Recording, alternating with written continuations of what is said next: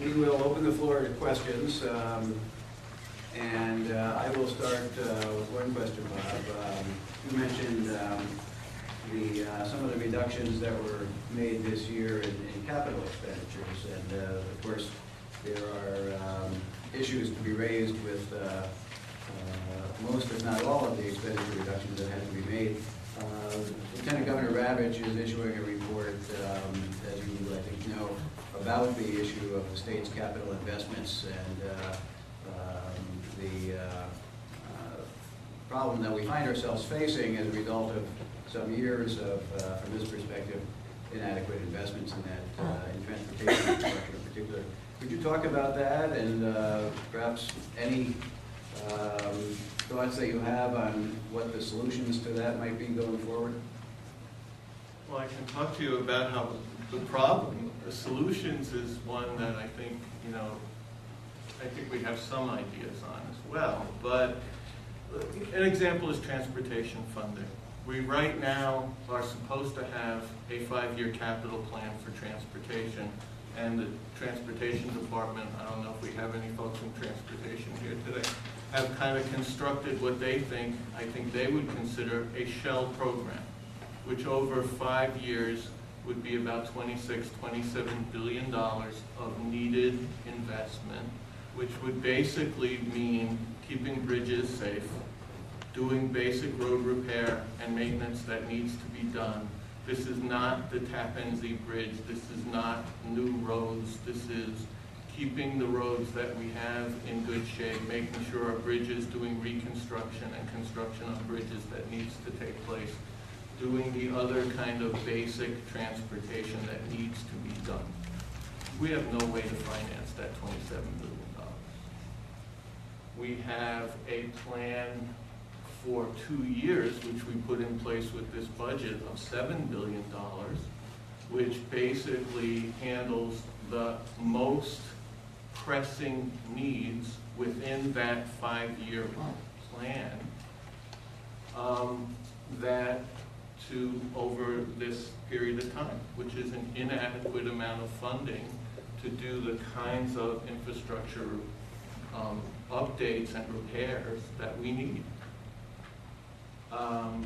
So we have a really significant problem. By the way, we're not even talking about the fact that we have MTA has a capital plan of about $27 billion over the same period of time, which they have not identified how they can fund over that period of time.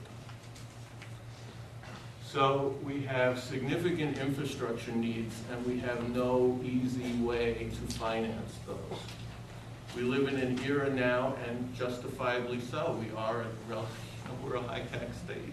People want to say, quibble about what that means, but I don't think the average New Yorker thinks they live in a low-tax environment. And so taxing options to fill in these kinds of large gaps in these capital infrastructure programs are difficult to think about how you do that. And so I think we have to look at other options, and some of the options I think have to include not spending money on capital projects that aren't absolutely essential in other areas. By the way, we have the Chancellor here today, SUNY Chancellor, and she has a capital program that needs to be financed as well, where we have a capital infrastructure at SUNY with buildings that were built in the 60s and 70s that have to be maintained and upgraded. That requires an investment in capital infrastructure. We are running into our caps.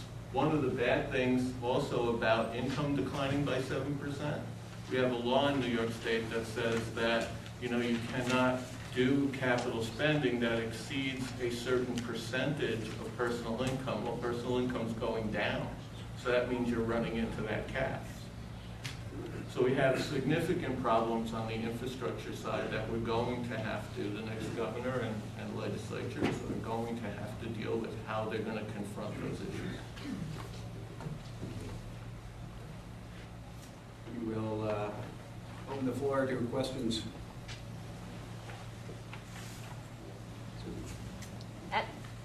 Just identify yourself if you would when you pose your question.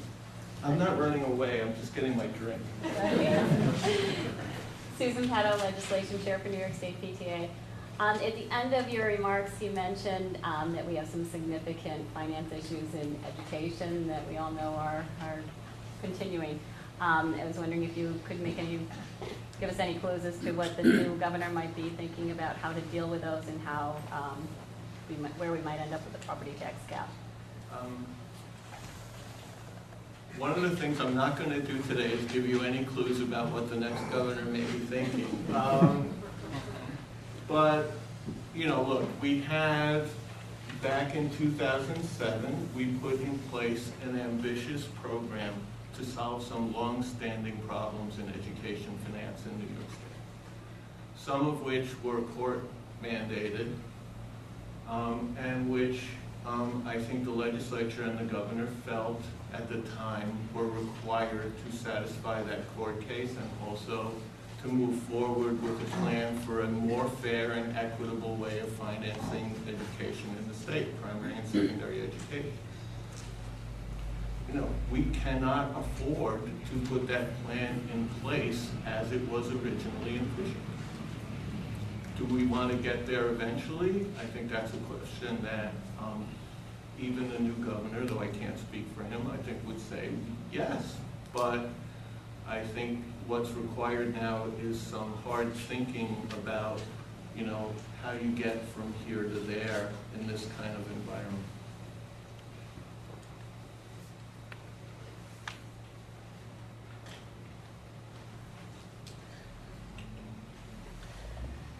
Hi, my name is Maria Alvarez. I'm the Executive Director of New York Statewide Senior Action Council. You know, I hear a lot about the capital projects and everything.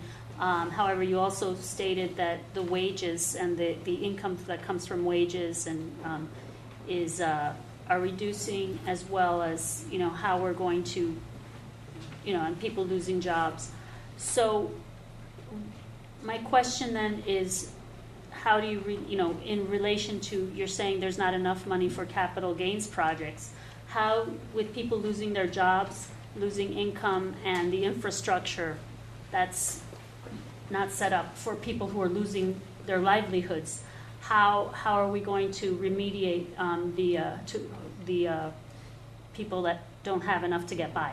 Yeah, no, it's a great question. I think part of the reason our expenses are increasing is because of the safety net programs we have in place to help folks that are losing their jobs.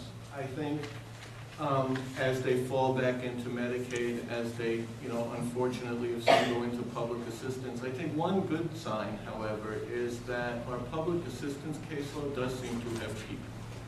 So again, it's not great news, but it is a sign that the economy is not continuing to decline. I think the answer to your question is, unfortunately, states are not the federal government. You know, we cannot really fill in that role as effectively as the federal government. We can't deficit spend. And when we do, we get into severe problems. And you can see it's not just New York State. I mean, I can't believe I actually smile when I hear that California has a $26 billion deficit, but I occasionally do, because they seem to be in worse shape even than we are. And Illinois and New Jersey and many other states are facing very similar problems to what we face in New York. We're not in a position as states to be that kind of stopgap measure on things like infrastructure projects or things like that. We have to invest wisely within the resources we have available, because we can't go out with planned deficits like the Fed. So we're in a very unfortunate place in a state, especially where we're in such a weak fiscal condition now, that it makes it harder and harder for us to help the people you're talking about. Just one quick follow-up question. You're talking about also the Medicaid, how much, you know, the respending. When you're talking about the income on Medicaid, are you including the federal dollars that we're not getting as a result of not spending on health care? Well, we have been spending on health care. I think that's the thing. I think because of the federal match going from 50 cents on the dollar to 62 or 63 cents, whatever it is, we have been spending. We have not affected eligibility in New York. We have not restricted Medicaid eligibility in New York State. We have not eliminated optional services from Medicaid from New York State because we don't think it's wise in many cases to eliminate optional services. This is a story that often gets a lot of, you know, California eliminated dental, so we should eliminate dental in New York. Maybe that's the right policy. Believe me, we're looking at it. But remember, that person that doesn't get dental on Medicaid shows up at the emergency room, and it costs us 3 times as much to take care of that person.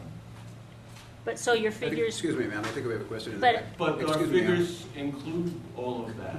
Okay, no, I understand. I just wanted to get clarification. We have a question in the back, Michelle? Andrew Cuomo, assistant to Speaker Pro Tem Peter Rivera. Some years ago, some wise men in our state have decided to create a whole bunch of authorities, and thought it was a good way to create quasi-state bodies that each of whom could issue with their own debt, set their own salaries, and everything. And with the sheriff of the authorities on Assemblyman Brodsky no longer being in the assembly, what do we do with these quasi-state bodies, each of whom has its own debt? And I don't think we as a state even realize how much debt is out there that these authorities were able to issue their own bonds and go into, and to some of whom hire executive directors who are getting paid $500,000, which were outrageous for sort of a state job. So how do we address it going in the future? Well, even though Assembly Brodsky may have left us, his Public Authorities Reform Act is still with us. That passed the legislature this year. That will put, I think, important restrictions on the things you're talking about. I think we do have a very good sense of how much debt the authorities are issuing. Much of the debt the authorities issue, they issue on behalf of the state for specific programs we've been talking about, transportation and higher education and the other capital issues we've been talking about. But, your point is well taken, and we have an authorities control board now. And I know they're looking very carefully at the issues that you're raising, salaries and how the authorities spend their money. And the controller, I know, is adding staff to examine authority contracts consistent with the law that was passed. We have a question over in this room. Thanks for your presentation, Bob. I won't ask you to predict the future, but I will ask if you think we've got sufficient information in government for strategic cuts, not just across the board. And you raise a very valid point, and have to look at mission, what's critical, what we can do, what we can. And as we both know, often when the governor and both houses of the legislature disagree, we create programs and correct it. And often we don't really have good information about what programs are effective and what aren't. So I'm wondering if you think we've got the kind of information we need to make those strategic mission-related cuts. I'm going to break the rule I just said I wouldn't break. One of the things I think the governor-elect has been incredibly clear on, so this is not like giving anything away, is that this is an important priority on his part. And I know that they are working very diligently to try to put together the information that you're asking about, so that we don't fall into the trap we always fall into, which is, okay, we know across the board cuts don't make sense always because we're cutting some folks that we maybe need to be investing in more, at the same time that we may be not eliminating functions we don't really need to do. But I think we all know in the end how hard those decisions are, and so we usually come full circle and end up with some mishmash of across-the-board cuts and eliminations. I think the governor-elect is determined not to fall into that and to make sure that he is restructuring government. And I get that not from anything else than listening to his statements and reading the material that he's put out. Joe Sano from the Organization of Management Confidential Employees. Could you give me an estimate of the net savings after all expenses are taken out for the 898 layoffs that are going to basically take an effect for this one quarter? And compare that to the fees that are still outstanding, such as the Native American fees for state police services and so forth that haven't been collected? Well, I think, as you know, we have a plan to save about $500 million this year, 250 with the original budget, an additional 250 in workforce savings that the governor pledged to get to help close the budget down in August. That was going to be largely in the area of workforce. We had a multi-pronged attempt to try to get to that money, which included an early retirement program, which included a very hard freeze on hiring, which included getting significant savings from attrition. When we put those two pieces together, they were inadequate to hit our $500 million savings target. And so the governor asked us to figure out how we could do that. We announced a few weeks ago, maybe a month or two ago now, that we needed to do an additional 2,000 workforce reduction. We tried by working with the agencies to limit the amount of layoffs within that package to as small an amount as possible. And we ended up with the 800 to 900. And the reason we did that was to help us achieve the 500 million target that we had originally set in workforce reduction. With respect to fees, we counted $150 million in getting the Native American collections. I would add one editorial comment here. Something this governor has not gotten a lot of credit for, which is moving forward on the collection of Native American cigarettes where prior administrations have not moved forward. However, we can't collect money when the courts say you can't collect it. And the courts have put a temporary stay on collecting that money. And so that's another aspect of the shortfall we have in the current year.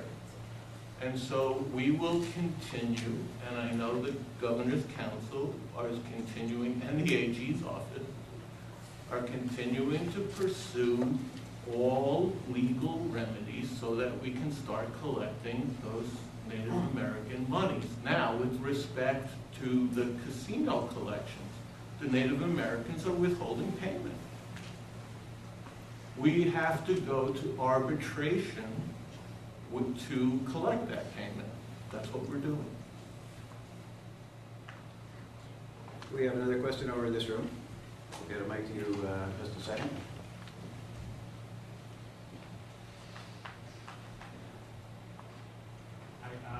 My name is Phil Boyle. I'm an assemblyman from Long Island.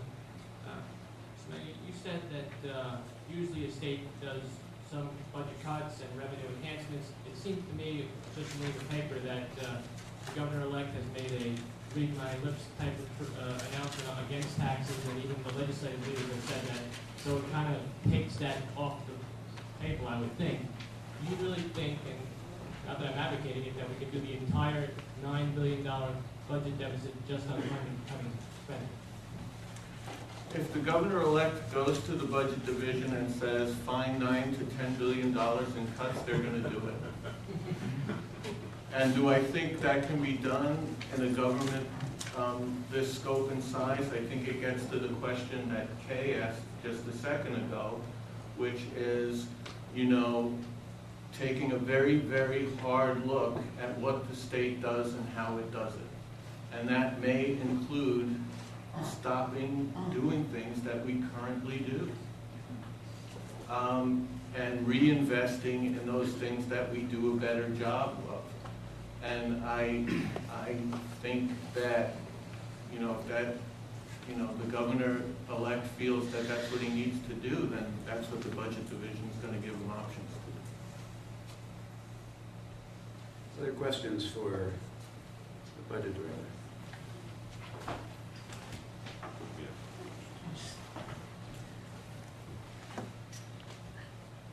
Hi, Yes. E.J. McMahon, Empire Center.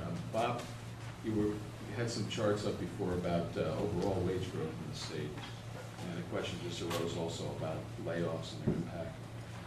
What's the total, how much total added spending was added to the budget the last 2 years by base pay and longevity step increases for state employees? Well, EJ, I don't have the exact, but I think, number in my head, but I think, you know, a percent on payroll is something like 90 to $100 million, I think something like that on the executive side. So I can get you the exact number, but off the top of my head, I don't know. But, you know, there was a 4% increase, you know, negotiated, you know, a contractual increase in state pay this year of 4% plus step increases. So it was a significant increase in the hundreds of millions of dollars. As relates to BJ's question, I promise I'm not going to referee, but that's okay. it's okay, not asking you to. What's the percentage of budget? Just mention Oh, your Tom Citrino from the Public Employees Federation. What's the percentage of budget dedicated to salaries and benefits currently for state employees in 2010 and 2011? And what is it projected to be in 2012 to 2013? Well, again, I don't want to get into an exact percentage because I think a lot depends on how you count and who you count. But I think somewhere back between, you know, depending on how you count, 14%. And I think our projection is, and that's an interesting question, our projection would be that it would be well, the salary portion would be relatively flat for one simple reason. The contract runs out in the current, you know, as of April 1st, and our presumption always as a budget division is to never presume what a contractual arrangement that a new governor has to negotiate will be. So our assumption is there are no increases throughout the financial plan period. But there are large projected increases in health care for employees and for pensions for employees. So again, double-digit growth rates for employee health care benefits and for our pension increases, which we're smoothing out. So that's kind of how our assumptions work. So I don't know the exact percentages, Tom, but I can get it to you. But again, depending on how you count, you can get to a higher number. If you have a very quick... Yes, just a real quick point. I've done the calculations based on the mid-year financial plan, and they're 13% currently, and they'll be 13% in the out years. In fact, it's a slight decrease when you add salaries and benefits together. Thank you. As Bob said, we didn't ask him to come here and referee, but But the point is a good one on both sides. Listen, we have chunks of our budget. I think people need to think of New York State, and they forget this. Neither EJ nor Tom would forget this, which is, you know, we do things both horizontally. We're like a firm that's both horizontally integrated and vertically integrated at the same time. The horizontal part is the services we provide. So what services do we provide? We put people in prison and take care of them when they're there. We educate people in our higher education system. We take care of juveniles in OCFS facilities. We give licenses out at DMV and NCON, for example, and we regulate that way. So that's kind of our horizontal approach. And that's where our state employees, the bulk of our state employees, that's what they do. Then the rest of our vertically integrated part is we give money to other entities to serve public policy purposes. So we give a great deal of money to local governments, school districts to do primary and secondary education. We give a great deal of money to healthcare providers to run the healthcare system for the Medicaid population. We invest a lot in public health, which goes to healthcare providers. We give local governments, or we share expenses for programs that local governments themselves run. So that's another big chunk.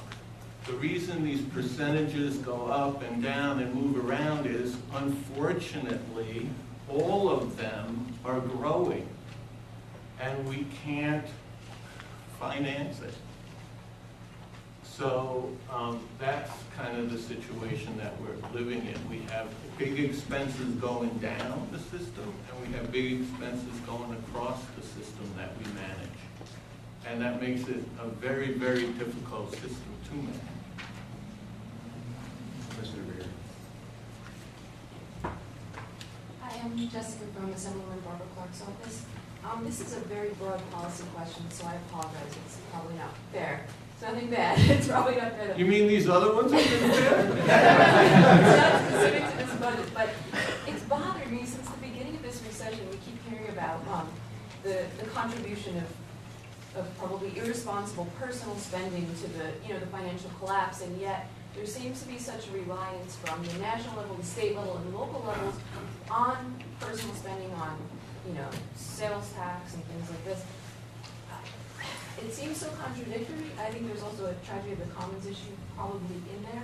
But as a financial expert, does it make sense to you from a broad policy perspective for the long-term health of the economy to do something to rely less on personal spending, to discourage maybe some of the personal spending that's not so necessary, and sort of get out from under the catch-22 that we seem to be in? Yeah, it's an interesting question, and I think it gets to the whole question of, what's the right tax policy, and does the tax policy you have provide the right incentives for growth and for, kind of a healthy, stable environment. Part of the problem is in the global economy we live in now, it's hard to devise a rational tax policy just at the state level. First, we don't have a lot of options. We're guided a lot by history. And second, it's not a model it was a model developed in the 1700s for an economy now, which is a global economy. And so it was easy to say taxing tangible personal property for sales tax purposes in the 1900s, in the 30s and 40s when sales taxes came in place, made sense. Because you were just taxing the kinds of things that people bought in their everyday lives. There wasn't a question that they would buy them over the internet. There wasn't a question that they would go to another state to buy them because it was easy to do that. And you weren't imposing tremendous burdens because the rates were relatively low.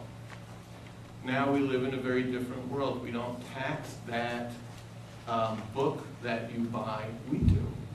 But we try to. That book that you buy that's delivered by Amazon, for example, but if you walk into the Barnes & Noble and you buy it, it's subject to tax. So, the sales tax is a tough one. I think it made more sense, and it always makes more sense when the base is very broad and, the rates are relatively low. And that's not a situation that we're in right now. So that's one that I think perennially people look at to reform, but states in very tough fiscal straits really don't have a lot of options. Bob, I have a question, if I may. Around the country, we have heard some concerns expressed about the possibility of some significant problems with municipalities or even some states being able to meet their bond obligations. Are you aware of any municipalities in New York that are, even approaching being in that sort of danger? No. we have some localities that have that are facing very difficult fiscal times, just as we are at the state level. But I think this state and its municipalities have always been very good at meeting our debt obligations, and I don't really see that right now as an issue. Other questions, or else we could thank. Tom Gage, Rockefeller Institute. I was just wondering if you could say whether you think that the federal health care reform has given you any options or leverage to control costs under the Medicaid program. I'm not talking about the overall effects of health care reform, but do you have some levers here that really allow you to, in the future, to try to find savings in the program? Yeah, I think so. I think the problem is short run versus longer run, and that's always the problem that the states, I think, face. I think the longer term, yes, because I think the feds are providing incentives to get more folks into managed care. As you get more folks, I don't want to belabor the whole health care discussion with folks in the audience, but as you get folks into managed care over time, that's a cheaper way typically to handle them. There's also, I always like to refer to New York as a do-gooder state, and we have been a do-gooder state. So a lot of folks that are going to get picked up under federal health care reform, New York already provides Medicaid benefits for those folks, especially single individuals. And so as federal health care starts to pick up some of the costs for those folks who haven't been carried before, that will really help us, because then they'll be giving us the federal share for those folks we've always been covering ourselves. And so, and we'll get a higher percentage than we do on regular Medicaid individuals for those individuals that we've always been serving through our system. But that doesn't happen until 2014. So we have to kind of get to that point, and that's the difficult task that we face. Well, we have certainly covered a wide range of topics, and we thank you very much for your willingness to be with us today.